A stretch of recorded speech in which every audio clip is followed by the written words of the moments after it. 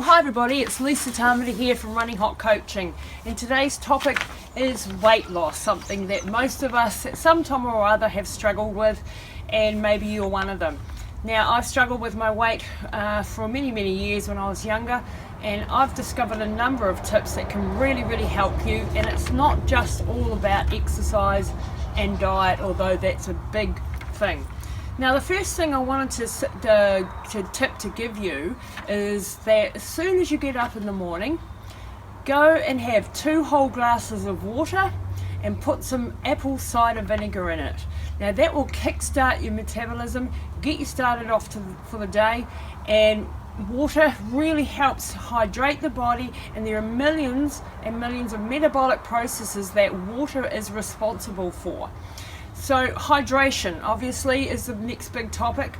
Now, when I talk about hydration, I don't just mean drinking water, but also balancing your electrolytes. Now, we all know the 8 glasses a day sort of rule, give or take. I would err always on the side of a little bit more.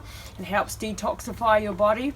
But hydrating yourself, if you have been dehydrated for a long time, can take actually months or even years for older people to really rehydrate on a cellular level.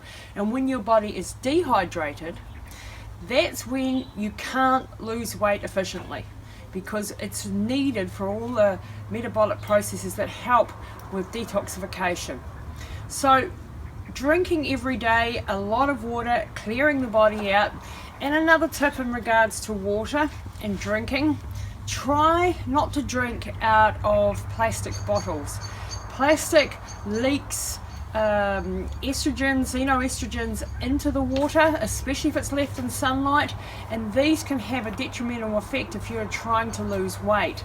So estrogen dominance is something that causes a lot of hormonal imbalances, not only in women but also in men, and this makes it also more difficult for you to lose the weight.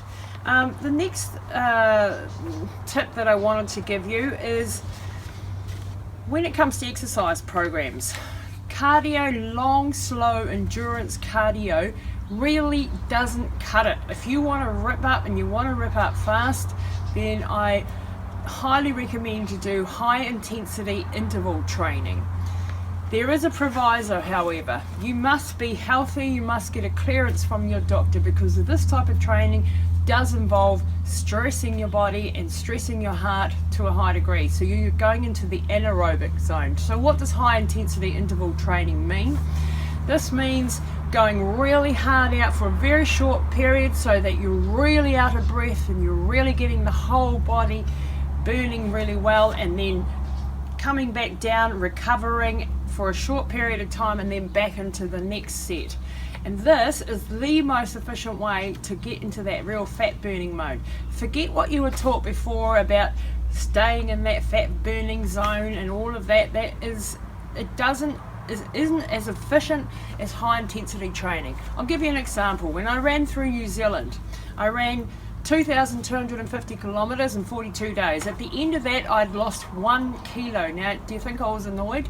Yes, I was very annoyed. And I put on 3 kilos within the next couple of weeks. Now, the reasons for that were long, slow cardio doesn't really help with weight loss. And number 2, I'd stressed and got my body into a fight and flight syndrome.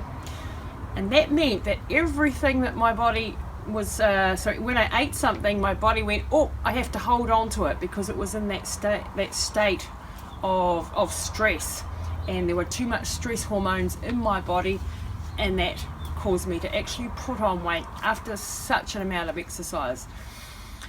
Then when I discovered that, I started to do more high intensity, more high quality training, and that's when I noticed the weight loss.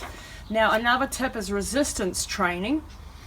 Now, you're not going to bulk up and become a bodybuilder overnight or anything like that, especially for you ladies out there. I know that can be a worry for you. It's not. Building strong functional muscle is really important. It keeps your metabolism burning at a higher rate. If you've got more muscle, you'll burn more, you can eat a bit more.